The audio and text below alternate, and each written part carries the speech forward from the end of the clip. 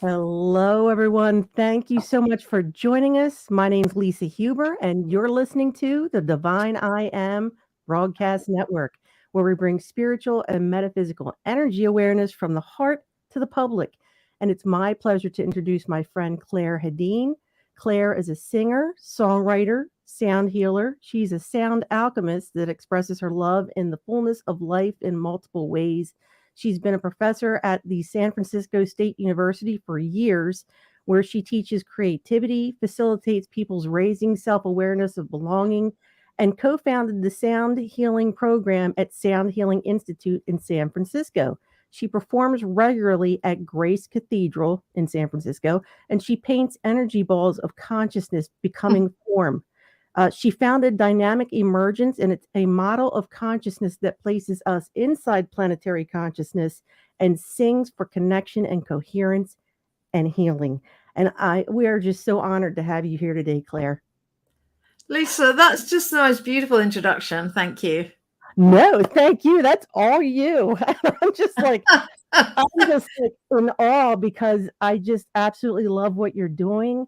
I just love the music and the artistry, and just I don't even know you, and I just seem to just really hook up with some really cool people, and you are one of them on the top there. I just love your energy. I was watching an interview. Well, let me just back up real quick. Guys, she is amazing. And I'm going to scroll her banner across there so you can see where you can connect with her at clarehedin.com, and you can check out her site. But she, just want to let you know, has events coming up. I saw. Are they in San Francisco? Well, I just played on Tuesday night at Grace Cathedral, and I'm trying to think what else I have coming up. I should have that stuff written down, shouldn't I? But I've been planning a trip to Europe because I just released a new album, a new live sound healing album called Grief and Praise. Oh, and that's so that when I travel, because I wanted to go to countries, especially where there's difficulties, war, for instance. Right. And I just figured if there are places I can't reach because it becomes too dangerous suddenly, then this CD, this album, which is downloadable, would be available instead. That's wonderful. Yeah, just to provide some healing and comfort. And I saw that Grace Cathedral, absolutely beautiful, just beautiful. How often are you there? I mean, that is just, I'd be there all the time. I love it. Yeah. Well, I have to wait to be invited. Okay. But I am there on average every 6 weeks. And people are actually, they're doing yoga. So they do a lot of things there. Grace Cathedral is a real hub for alternative, inclusive, spiritual connection and upliftment and community. But I do music live for yoga, and prior to COVID, there would be upward of 500 people each time. And there are other musicians too. We take turns. But then there's also something called walking the labyrinth. And so the labyrinth is a main feature in the cathedral. The cathedral is so feminine. Ugh. Like even if you have a really rough journey getting there, as soon as you walk in, you just feel this kind of embrace come around you, and it's lovely. So doing the music for people walking the labyrinth is actually extra fun because I get to interact with them. Sometimes we put musical instruments like bells, hand bells, in the labyrinth. It's a stone labyrinth built into the ground. And then if someone picks it up and rings the bell, then I respond musically, with whatever note they use. I kind of use that as a jumping off point. So it's very interactive. It definitely is. I was just amazed by just the energy, and you guys have to check that out. And I kind of started out backwards here. I wanted to ask, how did you get started on this magical mystery tour that you do? It's just. That's such a hard. That's like something this wide, trying to fit it into like single sentences. I think most people can probably relate to the challenge of that. So you mean in terms of sound healing, or which aspect? I guess. Well, I know you're a sound alchemist. What could you explain to people what the difference is between sound alchemy and sound Yeah, healing? Yes. absolutely.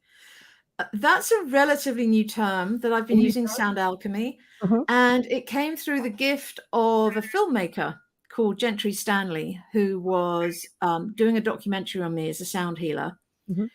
And I was doing sound healings and he was filming them, but then he came to the performances, and it kind of, this is where it sort of interlocks with dynamic emergence and my work with energy, sort of my overt work with energy, because sound is a subtle way of working with energy. But if I'm doing Reiki or even just talking in a room, there's a different kind of alchemy going on. And so that's more to do with just the shift in consciousness that's possible when music has occurred, intentional music. So for instance, might be popping in. I popped into some friends one day without a plan, and it just so happened they were about to do an online meditation with some friends. And this session that they do was always 2 hours long. And I didn't know this, but usually, apparently, they would take 40 minutes at least to kind of come around to deciding what do we want to meditate on. And then they spend the rest of the time meditating. And so without knowing that, I came in and they said, "Oh, Claire, would you like to sing, for a few minutes before we start?" I said, "Of course I would." So I did. And within minutes after that, there's this lovely moment of silence first, which I really appreciate. And then within minutes, they decided what they were going to meditate on. And then they had like an hour and 40 minutes instead of an hour. And afterwards they said, "Oh, by the way, that's not usually quite so quick." So what I know is that intentional sound affects kind of the geometry of thought and the ability for our fuller, bigger presence to come and sit with us. It kind of blows open the ego or any limitations, really, that the mind can impose on us just out of habit, Right. So sound alchemy really is, it's like sound healing's in there, part of it. It's yes. Yeah. I think sound alchemy is in fact the umbrella term. And then inside of that is sound healing, because when we think of sound healing, we can be very specific about what we're going to experience, right? Because it's mind, body, and spirit, sound healing. So it's very much to do with restorative experience for somebody. But sound alchemy, generally speaking, to me, is about expanding the possibilities of consciousness as a collective. And I read that you were, was it at the Sound Healing Institute where you were doing was it psychoacoustic study? And that's more like a scientific study. Yeah. And there are other people that have dedicated their focus to that entirely, to the psychoacoustics of sound. Paul Devroe is one that comes to mind. I think he's actually British. But then there's Randy Masters or Joshua Lees. So there's a few people that are very, very dedicated and totally curious. Don Estes is another down in LA, or Jeffrey Thompson. So there's a small gang of us who are just completely, totally fascinated by sound and its potential.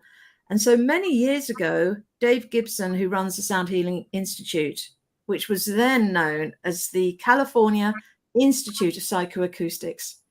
And it was, it's a bit of a mouthful, so he reduced it. But he wanted accreditation. And because I had an academic background as well as a sound healing background and practice, I designed all the classes for that and was on faculty, so that when he applied for accreditation, he could legitimately show kind of a breadth of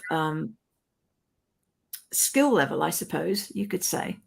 And then I taught the classes. I taught 5 classes. One was the sound of nature and the nature of sound. And in that, I get to go deeply into my love of the sound nature of life, the acoustical sort of structure. It's hard to think of acoustics as structural because they're not physically like fixed as such, right? Right. But yeah, so looking at the different bandwidths, for instance, frequency ranges of different species, from the smallest, like ants, to up to blue whales, and the hertz, the range of frequency that each person is capable of. And what does that mean? Like, I'm always interested in what is the so what factor, like, but so what, not out of a dismissal, but out of a pure curiosity. Like, you know, now what does that mean? And how does that affect reality? How does it affect what's possible next? And that's always my question. How does anything affect what's possible next? Would you like me to say more about that? No, I was just going to say, I think it's so fascinating that there's that study to match the science with, it's just like when you're doing the medical sound healing for each organ to know. Do you do that for when you do? I'm particularly creative, I think. Because I know there are some people they literally use one sine wave, and a distinction around sound waves or sine waves is that they don't have a harmonic structure. But organic acoustic sound does. Digital sound is shaped like this, is squares. Okay. And that's why it can feel hard on the body and our sort of sensibilities. But natural organic acoustic sound is this lovely kind of voluptuous, infinite sound wave. And it does have a harmonic structure. And the harmonic structure is what people are referring to when they talk about partials and about harmonics in general, and about the structure of the universe, you know, all the ratios going all the way out to the harmony of the spheres and stuff like that. So there is math, there's definite reliable math behind everything. And then I think the sound healing field itself, different people have different philosophies, you know, and I guess it's a matter of what works for each person. So some people say that different organs kind of vibrate at a particular frequency, and therefore if you want to restore health to that particular organ, that you need to put that frequency, perhaps through a sound bed, back into the vibration of the body. So that's one school of thought. The reason I say I'm perhaps a little more creative is simply that I give it over. I just give it over to spirit and to the energy itself. And it's not necessary for me, the way I do it, it's not necessary for me to know anything about the person if I'm working with a particular individual or of a group.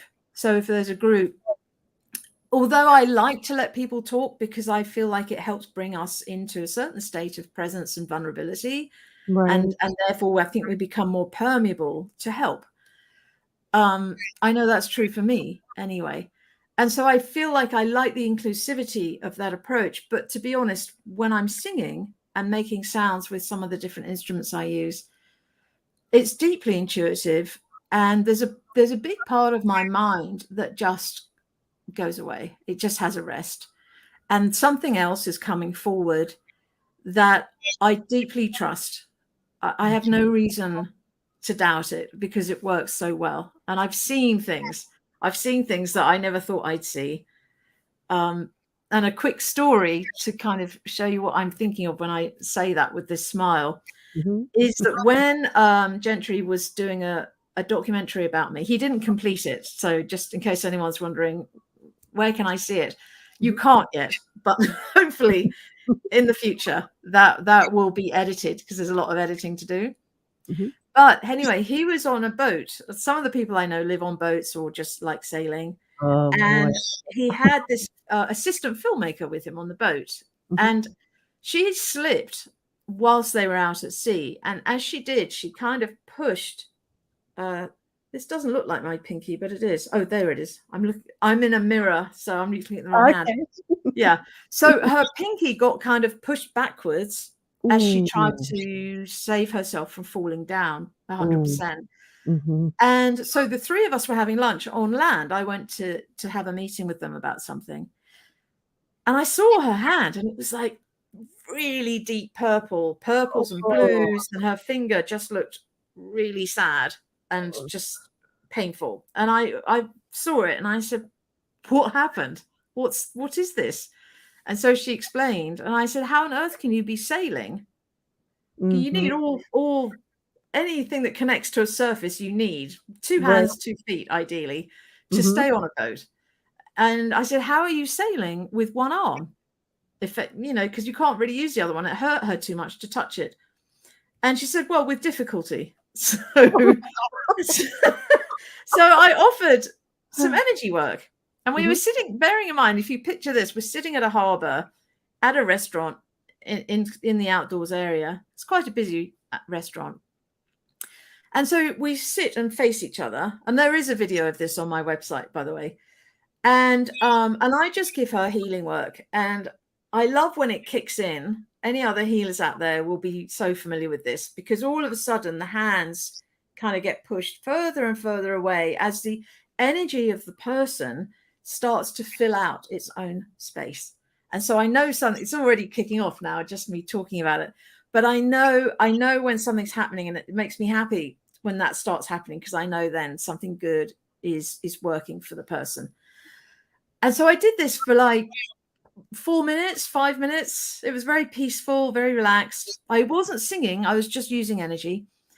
And the thing that totally blew my mind, even though I've been doing this for years, is that her hand, okay, so let's pretend it's this hand. Her hand was swollen like that. It was like this big, fat, swollen hand. And like, remember, it's deep, deep purple and everything. And as I watched it, that swelling went down and down and down to nothing in front of my eyes, literally in front of my eyes. And not only that, but all the color came back to the finger, and she could move it. And I didn't take a before picture, but I did take a video afterwards, and we spoke about it, and she talked about what it was like for her. And that was, to me, one of the most important testimonials. Yes. To me, to be able to see, this is, I mean, I know it works, but to see it with your own eyes is very impactful. Yeah. I mean, I know firsthand from having my hand blow up, and to see something like that in front of you. Wow. I know. And I was going to ask you, and especially when you're in the cathedral with the sound just coming, do people tell you what they're experiencing when you're offering sound healing? I'd love to know. Does anybody give you that feedback, like what they're telling you? Because I'm sure they're all getting different, Yeah. So in a group setting, so for instance, at Grace Cathedral, where I'm not officially doing a sound healing, I'm sort of officially providing healing music, right? Because they're there to do yoga. But there's a symbiosis between those two elements that Darren Main talks about. He's the yoga instructor. He founded that whole program with Grace Cathedral, with Jude Harmon, Reverend Jude Harmon. And so in that setting, something I know is, and again, this comes back to trust, but the trust is not blind faith. The trust is based on years of experience. The sound itself is so intelligent. The sound, as it travels through the person generating it. So in this case, it's me. So the sound travels through me. I 100% give over to it. I don't wonder if it's musically, I don't know, good. I mean, it can sound beautiful, but I'm not thinking about that. And I'm not thinking about what I think anyone needs. I'm in the gestalt of the space. And that includes the building, and it includes any healing, historical healing that's needed in the outdoors environment too, right? Every place has a history. Right. And in that, what I hear back from people is quite often they'll start crying. They go deeply, deeply into altered states and come back really, really relaxed. And they feel transformed. And I do too. Like, I take pictures of myself before and after, because I'm always fascinated by how much more light I'm emitting afterwards. Right. And it just totally intrigues me. You know, I'm very interested And then in the phenomena of life and stuff. Go ahead. That's amplified being in that group. Oh, yeah. Group meditation, how that feels. It's just awesome. So I can't even imagine with your sound healing. Yes. With 500 people there. Well, exactly. And I'll tell you a different kind of story. I teach sort of here and there in schools, and I'll teach music or something to do with consciousness. And I was hired to teach music at a middle school in San Francisco. I won't name the school because I'm not sure if that's appropriate for them, but they hired me, and I was kind of given this really big schedule. So I was there all day for 1 day a week for about 3 months. What I hadn't realized is that the children, this is middle school, so I think that's 5th through 8th grade, if I'm right. What I didn't know is that these children have been kind of challenged socially by home environments, by circumstance, by immigration status, and just by perhaps the school of hard knocks in general. Right. And so there were a lot of different kinds of attitudes that would come in with each class. And for me, I sort of ranged from sweet, loving grandmother to sort of commander-in-chief, depending on what kind of level of management I was having to impose to try and create coherence. So what I was really teaching them was, by using sound and music, was how to express themselves, how to cooperate, how to build trust within themselves and within community and things like that. But all of that is really background to say that on one occasion, one day, I just thought, I've had enough of trying. I'm just going to give them all sound healings all day. That's all I'm going to do.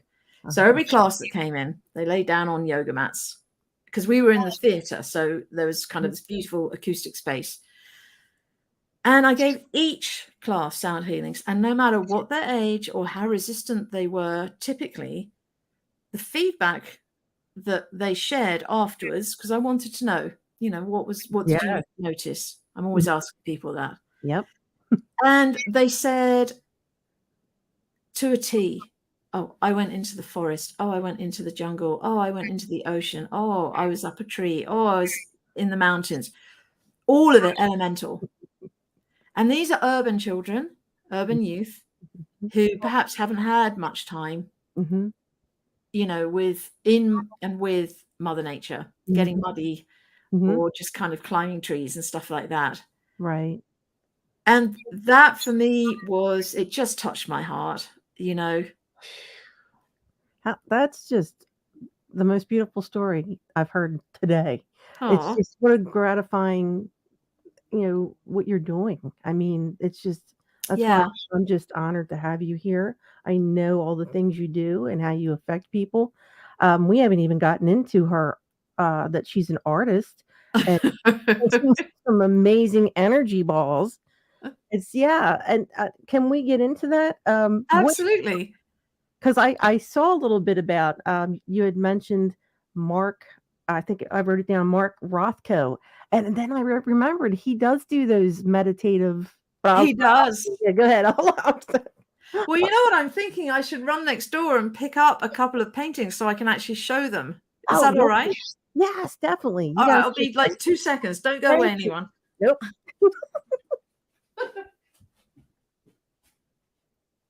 we're going to have some sound healing, guys. I'm going to invite some people in. Thank you for being with us. Everybody, I see Lisa's with us, and Joni, and Shauna, and Dale. And guys, please feel free to share this out, because like I said, we're going to have, we're going to be, I can hear my echo. We're going to be having some sound healing towards the end. So stick around, guys. Okay. All right.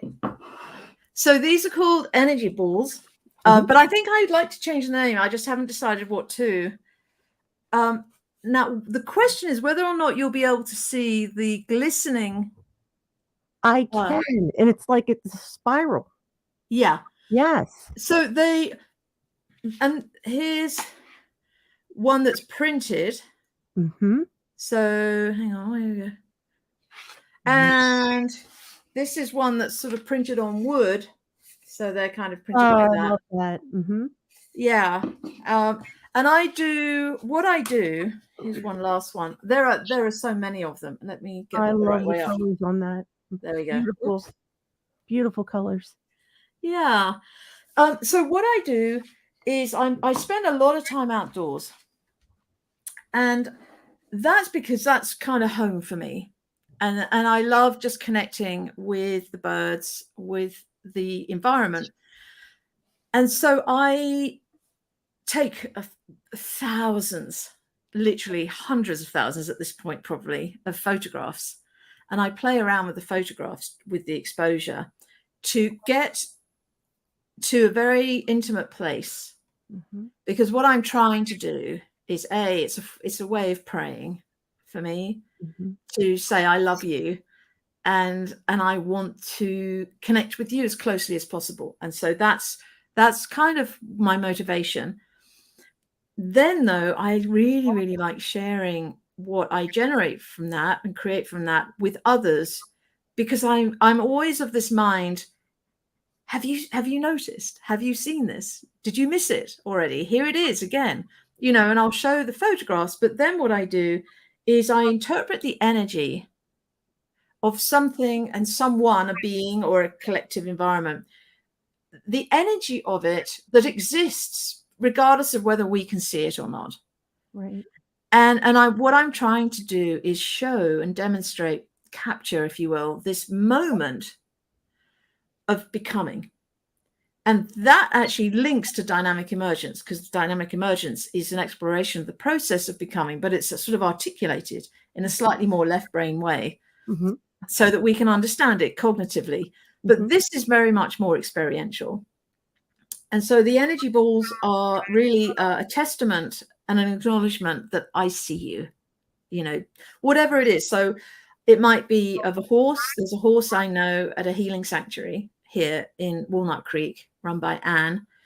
And I've had healings from this horse. And then I've taken pictures, and then I've done energy balls. And you can feel it, because some of the horses at this sanctuary are in fact California Mustangs, wild Mustangs that have been saved from slaughter. So she's doing amazing work. Mm-hmm. But I literally went, and I've had a number of healings with the horse, with Oka May is her name. Yeah. But then I translate it. I translate the essence into something that still has its freedom. Because in some senses, our freedom is, I think, by having form and articulation of form, that parts of our freedom are inhibited because they're committed to being here. Yes.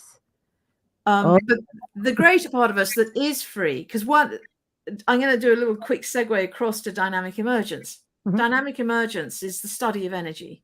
Mm-hmm. It's the study of energy as we experience it as humans, within a system of energies and networks of energies that equally know themselves. And so we're in this massive conversation that moves as energy, through energy. Mm-hmm. So dynamic emergence has two definitions.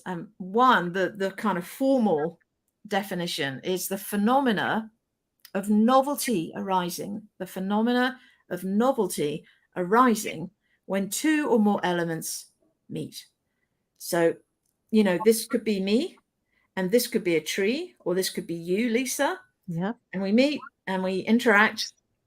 And regardless of it's not just about words, it's the whole energy field. Two energy fields come together and stuff happens, right? It's dynamic. and the level of self-awareness, I think, that we carry, and the level of clearness that we generate through our levels of awareness are what affects what can happen next. So whatever could happen next is always a product of us. Yes. And it's not just the visible or the audible, because energy, as you know, is subtle. Energy is subtle. Mm-hmm. And so it's pervasive, it's everywhere, it's non-local. So we have this collective consciousness too, which I like to call the creative collective, because we need to be really creative now. Mm-hmm. And I think our creativity, in fact, is our evolutionary gold dust. It's the thing that will help us move into new levels of awareness and understanding of our Right. metaphysical nature and of our belonging. Totally. So a short layperson's definition of dynamic emergence is, in fact, just the process of becoming. That's it. Process of becoming. And all the stuff, all the influences that are coming in when we're really tiny. Mm-hmm. So there's an element of psychology that's explored. And just sort of an element of how our collective consciousness affects things like our collective freedom, Mm-hmm.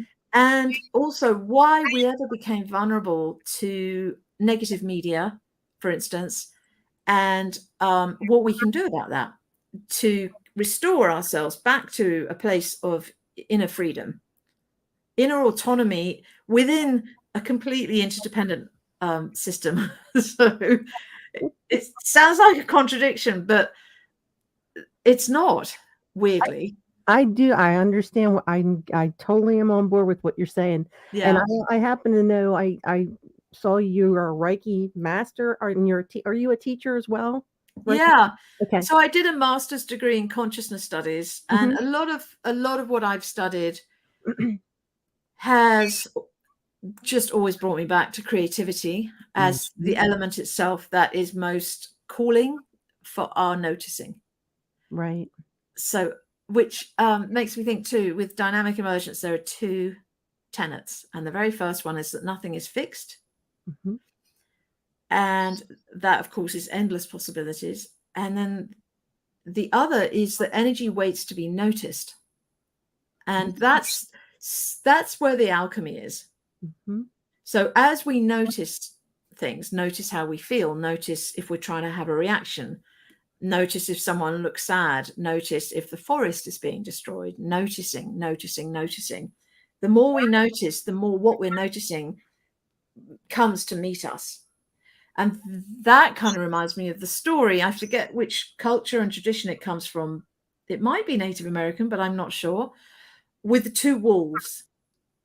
And you might know this, Lisa. So the two wolves come in, I think, at different times during the night into somebody's tent.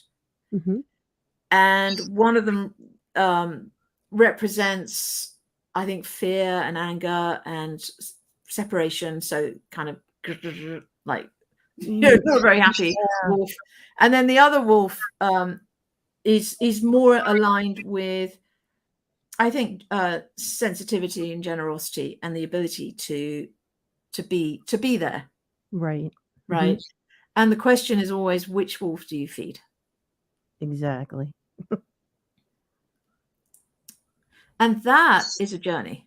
Mm-hmm. Being able to choose to feed the wolf that we would perhaps think that would be the better wolf to feed, right? The abundance type wolf. You can't do that if you're wounded and unable to appreciate perhaps that you are loved no matter what, right? There's a gap that can happen. Mm-hmm.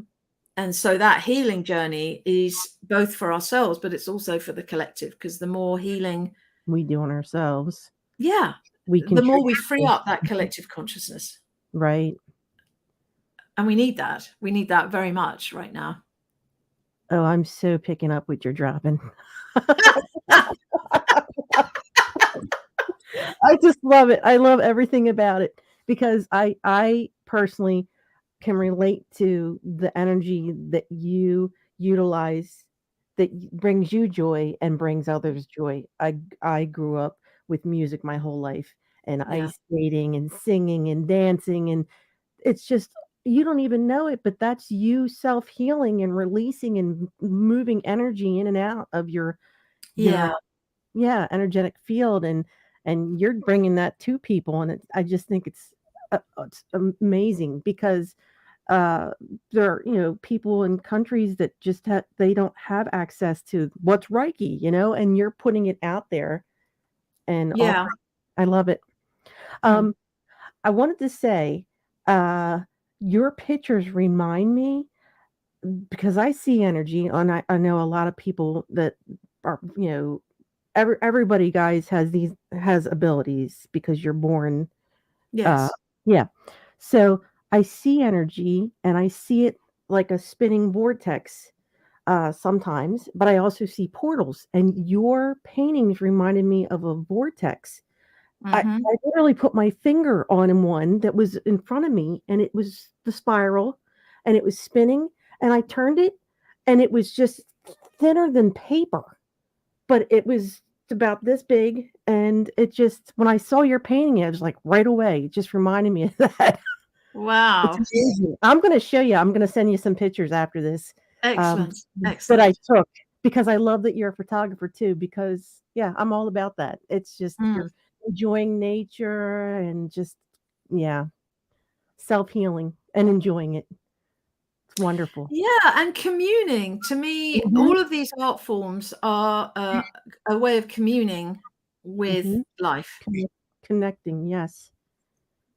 Yeah. Mhm. I wanted to ask, because you're a musician, and I'm just curious, how many instruments do you play? Well, there's my piano, which is right here. Oh, I love it. So I've played piano since I was quite little.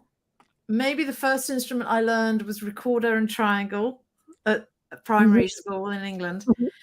mhm. But since then, I've learned alto sax, soprano sax, trap set drumming, but I wasn't very good at that.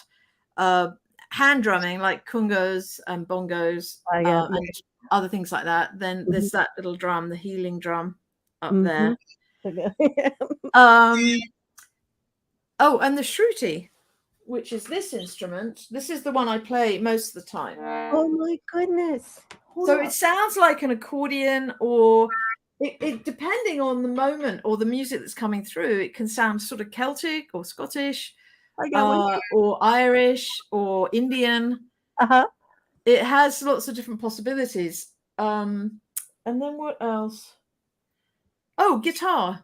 Yeah, so I Oh, play the guitar, and I think that might be it. That's just it. 50 or so. I mean, Yeah, well, I wrote. So when I was a singer-songwriter, actively performing and recording albums as a singer-songwriter, initially I wrote all my songs on guitar, because actually my piano, I didn't have it over here in California. I live in Northern California. It was in England, and it was a while before I brought it over, but I did, Mhm. like a mad woman. But so all the songs were on guitar, because that was easy to have a guitar. But then the piano came over, and so then I started writing on the piano, and it was so healing. It was so cathartic, because when you write songs with words, at least for me, my experience is that it's just a beautiful chance.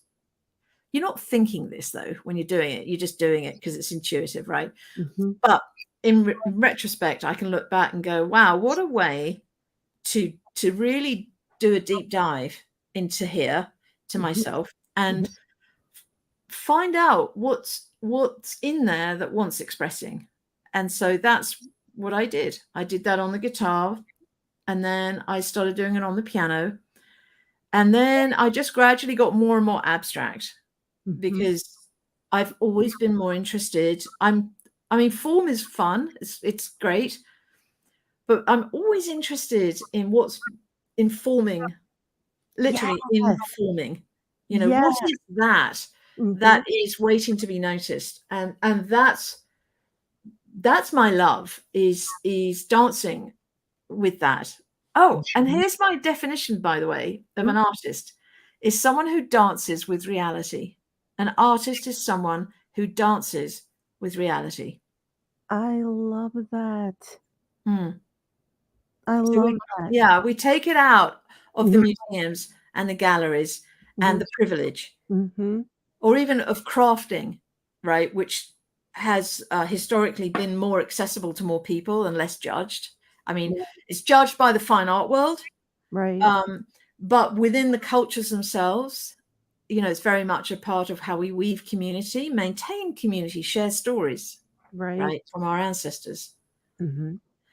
But the abstractness of sound itself, to me, is something that I'm here to research in various ways. So that, as you brought up earlier, there's the sort of intellectual research.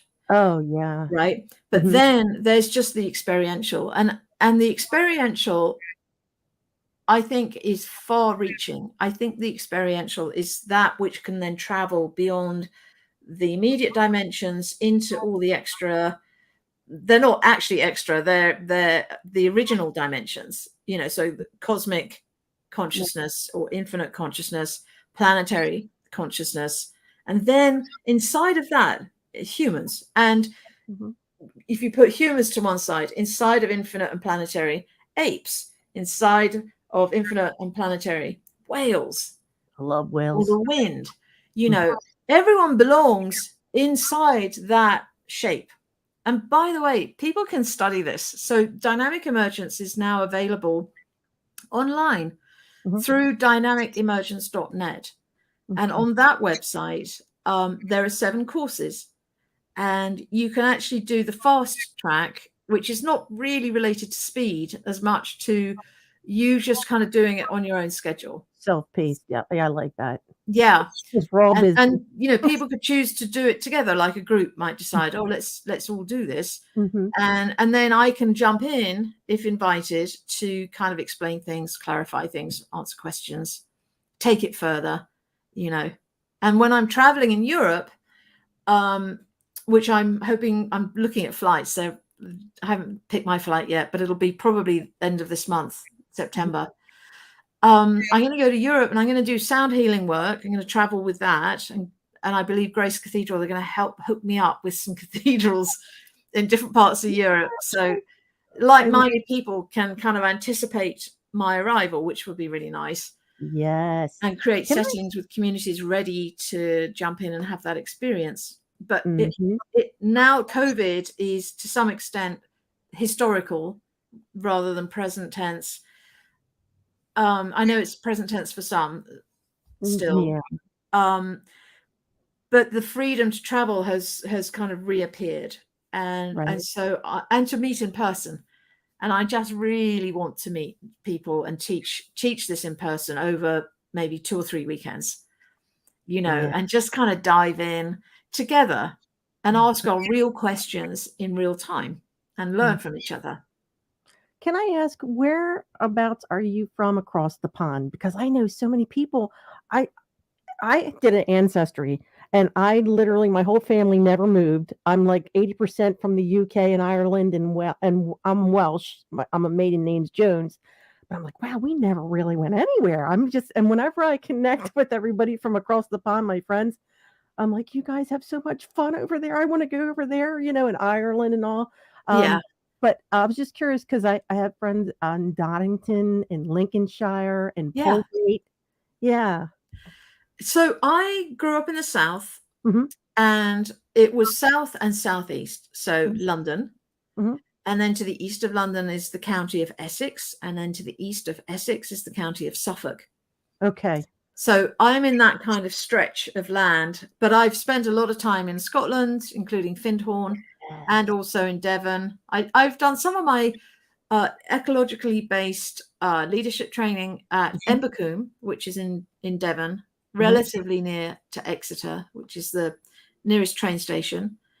But Dartington has a beautiful arts program, and it has Schumacher College, and it's near Totnes, which is one of the original British towns for transition towns. Hello, Ira. I was just gonna say hi, Ira. Love you guys. Yeah, I've never been in this lifetime, but I just love the everything going on over there. I'm like, you should go. I mean, I lived for a couple of years as an adult in Glastonbury, and that was that was really interesting, super intense, all sorts of people there, like really unexpected friendships formed. And you've got the tour, which is that beautiful mound that a lot of people go up to as a sort of pilgrimage.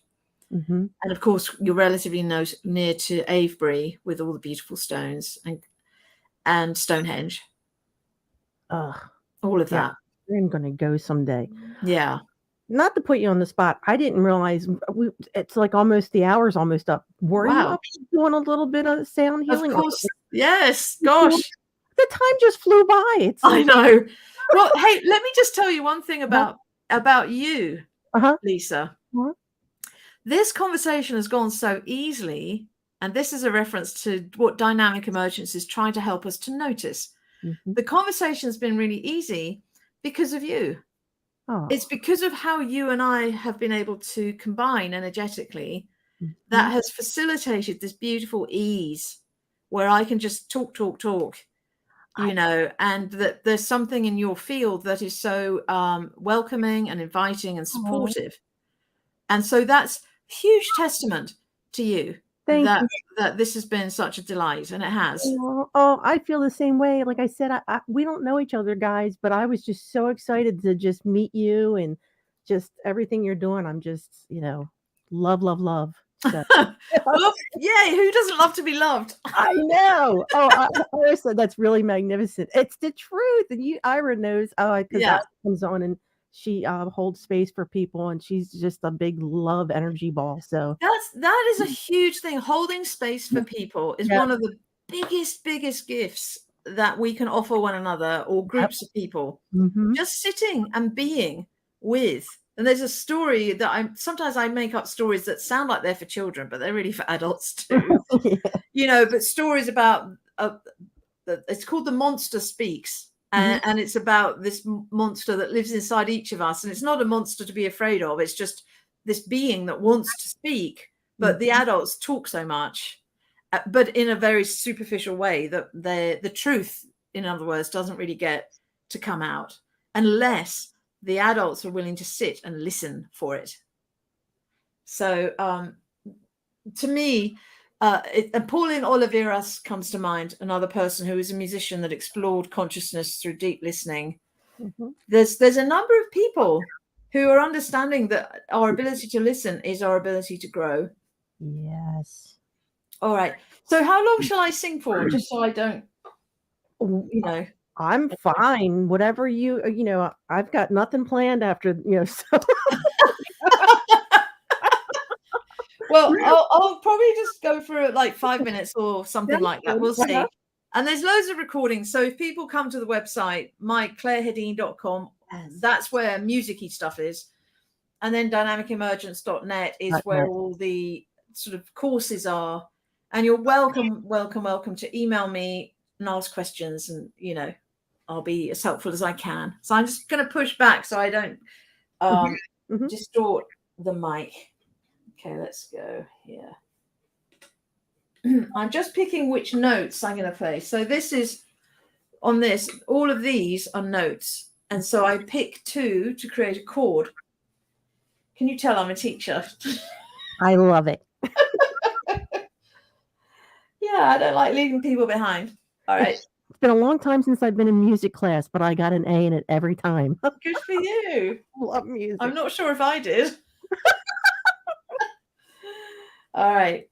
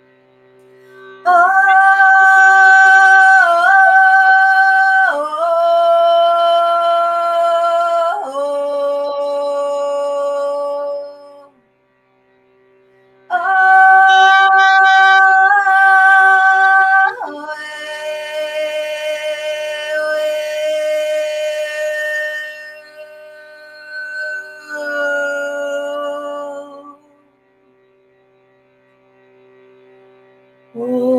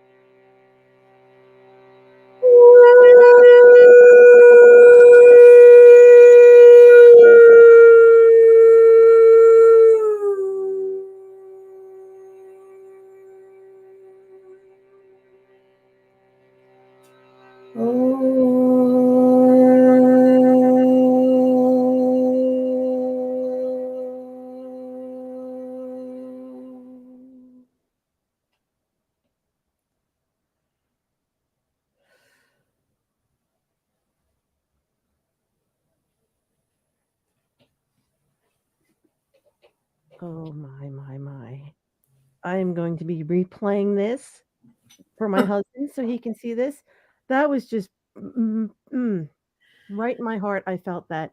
And the Shruti, I don't know if it just made it sound like it was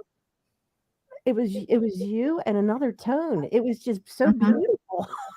Oh my goodness. Oh, Absolutely beautiful. there you are. I was going to ask you to come back.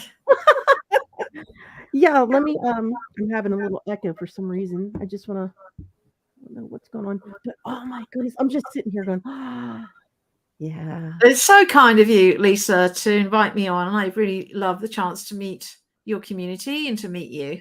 Oh, it was our pleasure, honest to goodness. And guys, if you just popped on, no, whatever platform you're on, you can catch the replay. Highly recommend. And also you can go to clarehedin.com and she has a calendar of events there and she has her energy balls, which are like meditative art. Yeah. I love. And then you can reach her at dynamicemergence.net. So definitely check those sites out, guys. Yes. Oh my goodness. And I'm going to send you those pictures I was talking about because I love that you do photography because I'm going to show you what I caught too. That's just amazing. Oh, Fantastic. yes, Ira, she says you are like a cosmic music. It's lovely. I felt the Oh, same way. I was uh just melting in while you were doing that. thank you. And I'm just suddenly remembering to put this out there. If anyone's listening is in any part of Europe, especially, Mhm. I'm planning to be over there for about 6 months, just Wow. traveling and playing. So Okay. if anyone is in any part of Europe and you want to reach out, you can just email me through the website, Clare Hedin, or the other one. Okay. And I'd love to hear from you. I'd love to be invited to meet some communities that already exist. Reach out, guys.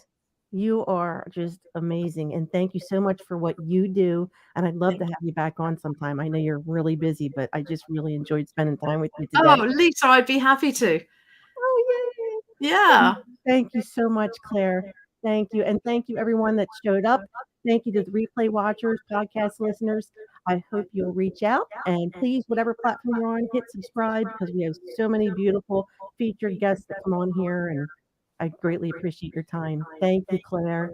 Thank you. Love. Stay. Love and blessings to you and to everybody who's watching. Take care, guys. Bye. Bye. Love.